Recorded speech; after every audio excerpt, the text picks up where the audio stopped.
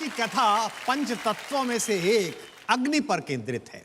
और आप सब जानते हैं कि अग्नि का एक बहुत विशेष गुण है। वो अंगीकार करते समय यह नहीं देखती कि वो राजमहल की यत्नपूर्वक बनाई हुई छत को राख कर रही है या तिनका तिनका जोड़े हुए किसी छप्पर को राख कर रही है। किसी भी वस्तु को अपने अंदर अंगीकार कर लेना अग्नि का विशेष गुण है। लेकिन क्या आपको पता है कि अग्नि का ऐसा स्वभाव, ये जो उसमें महत्वपूर्ण समरसता है, ये किसी वरदान की वजह से नहीं है, ये शाप की वजह से है। तो आज मैं आपको अग्नि को मिले उस शाप की कथा सुना रहा हूं। बहुत पहले प्रजापति ब्रह्मा के पुत्र भृगु ऋषि, जो कि बहुत महत्वपूर्ण ऋषि हैं, जो ज्योतिष के बहुत बड़े आचार्य माने जाते हैं, जिनसे प्रारंभ होती है ज्योतिष की पुण्य सलीला, वो जंगल में रहते थे कुटिया बनाकर अपनी पत्नी पुलोमा के साथ। ऋषि मुनियों का आचरण था। एक दिन महर्षि भृगु संध्या उपासना करने के लिए गंगा तट की ओर निकले। आश्रम से कुछ दूर निकले ही थे कि वह पहले से ही घात लगाकर पुलोमन नाम का एक राक्षस बैठा हुआ था। पुलोमन ऋषि के जाते ही सुयोग पाकर उसने साधु का वेश बनाया और ऋषि के घर पर पहुंच गया। द्वार पर पहुंचकर उसने आवाज लगाई, भिक्षाम देहि।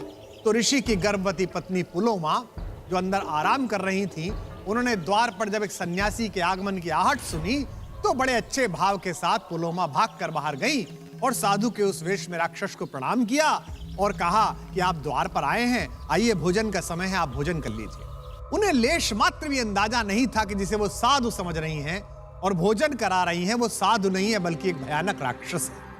राक्षस पुलोमन उस ऋषि के द्वार पर कोई भोजन करने तो गया नहीं था, बल्कि वो ऋषि की पत्नी पुलोमा को देखने आया था। क्यों देखने आया था, इसकी भी एक कथा है। वर्षों पहले जब पुलोमा अविवाहित थी तो उनके पिता ने पुलोमन को यह वचन दिया था कि मैं अपनी पुत्री का ब्याह तुझसे करूंगा। यानी कि एक तरीके से पुलोमा वाग्दत्ता थी। ये जो कहते हैं ना, वागदान संस्कार हो गया, जिसे हम सगाई कहते हैं। तो पुलोमन यही देखना चाहता था कि वो कन्या कौन है, वो स्त्री कौन है, वो लड़की कौन है जिससे मेरा विवाह होना था। इसी भाव को लेकर वह पुलोमा को देखने के लिए साधु का वेश बनाकर गया था। उन्हें देखकर पुलोमन का मन विचलित हो गया। ऋषि तो आश्रम में पहले ही नहीं थे, तो अमर्यादित आचरण की हिम्मत नहीं कर पा रहा था उनकी अनुपस्थिति में भी। उनका एक तेज वहां विद्यमान था। पर जब वो घर से बाहर निकल रहा था तो ऋषि के आंगन में अग्निकुंड था, जैसा कि यज्ञ करके वो गए होंगे। वह अग्नि धधक रही थी। उसने अग्निदेव को हाथ जोड़कर कहा, हे अग्निदेव, आपको आपके धर्म की सौगंध है कि आप मेरे प्रश्न का सत्य उत्तर दीजिए, सच सच। अग्निदेव ने कहा, वत्स, इसमें मुझे क्या स्मरण कराता है, सत्य तो मेरा धर्म है, प्रश्न पूछ। पुलोमन ने पूछा कि ये जो पुलोमा है, इसके पिता इसका वागदान मेरे प्रति कर चुके थे। अब मुझे बताइए ये किसकी पत्नी है? धर्म के अनुसार तो मेरी ही पत्नी हो चुकी है, फिर भृगु ऋषि के साथ इसका विवाह कैसे मान्य है? अग्निदेव हिचकिचाए तो उसने अग्निदेव से कहा कि देखिए देखिए, अगर आप पहले ही कहेंगे कि मेरा विवाह पहले हुआ था तो मैं अभी पुलोमा को लेकर यहां से चला जाऊंगा, और यदि आप झूठ बोलेंगे तो मैं आपको शाप दूंगा। अग्निदेव धर्म संकट में पड़ गए। एक तरफ तो उन्हें भृगु ऋषि के क्रोध का भी डर था, यजमान की शर्म भी थी, और दूसरी तरफ झूठ बोलकर अपनी पंच तत्व मर्यादा के खिलाफ वो नहीं जाना चाहते थे और पुलोमन का शाप भी नहीं लेना चाहते थे। असमंजस में पड़े किंग कर्तव्य विमूढ़ अग्निदेव ने अंततः अपने पंच तत्व होने की नैतिकता को पहचाना और सत्य कहने का निर्णय किया। उन्होंने पुलोमन से कहा कि यह सच है, इसके पिता ने तुम्हें अपना जामाता, अपना दामाद बनाने का निर्णय लिया था, परंतु महर्षि भृगु ने मुझे साक्षी मानकर सप्तपदी में पुलोमा के साथ मेरी परिक्रमा की है। पूरे अनुष्ठान के साथ उन्होंने पुलोमा को पत्नी के रूप में स्वीकारा है। तुम्हारा विवाह केवल वाणी द्वारा स्वीकृत था, महर्षि भृगु का विवाह कर्म द्वारा स्वीकृत है, इसलिए पुलोमा भृगु की ही पत्नी है। जब पुलोमन ने यह सुना तो वो तो एक मायावी असुर था, उसने अग्निदेव द्वारा कही गई बात पर ध्यान नहीं दिया।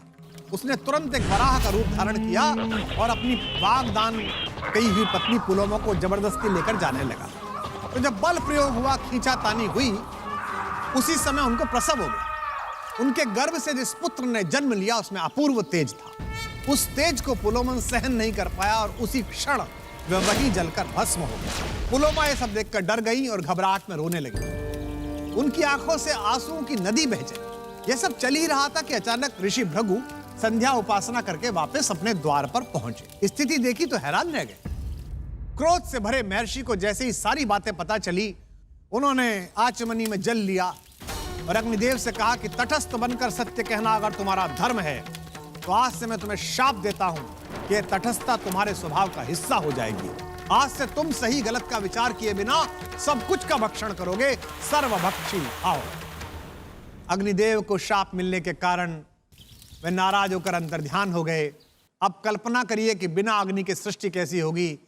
चूल्हों में आग नहीं है, हर ओर हाहाकार मच गया, लोग त्राही त्राही करने लगे और अंततः अपनी समस्याओं को लेकर पूरा लोक जहां पहुंचता है, त्रैलोक के जहां पहुंचता है, वे सृष्टि के निर्माता ब्रह्मा जी के पास पहुंचे। ब्रह्मा जी ने सबकी समस्या ध्यान से सुनी और अग्निदेव से अनुरोध किया कि आप सब कुछ भक्षण करेंगे, ये तो ठीक है, परंतु आपके स्पर्श मात्र से ही सब कुछ पवित्र हो जाएगा। इसके साथ ही अग्निदेव को उन्होंने यह भी वरदान दिया कि आज से देवताओं को दिए गए प्रसाद में से एक हिस्सा आपको अवश्य ही अर्पित किया जाएगा। यह सुनकर अग्निदेव प्रसन्न हुए और वापस पृथ्वी पर लौट आए। तो यह तो थी कथा।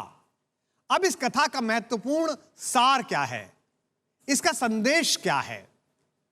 हम अपने जीवन में सत्य के साथ कई बार प्रयोग करते हैं, अच्छे बुरे, लेकिन यह कथा बताती है कि सामने सत्य असत्य, अच्छे बुरे, कैसे भी लोग खड़े हों, अगर सत्य कहने की जिम्मेदारी का काम आप पर है तो लोगों के राक्षस होने और ऋषि होने से प्रभावित मत होइए, निर्भीक होकर सत्य बोल दीजिए, केवल सच बोलिए।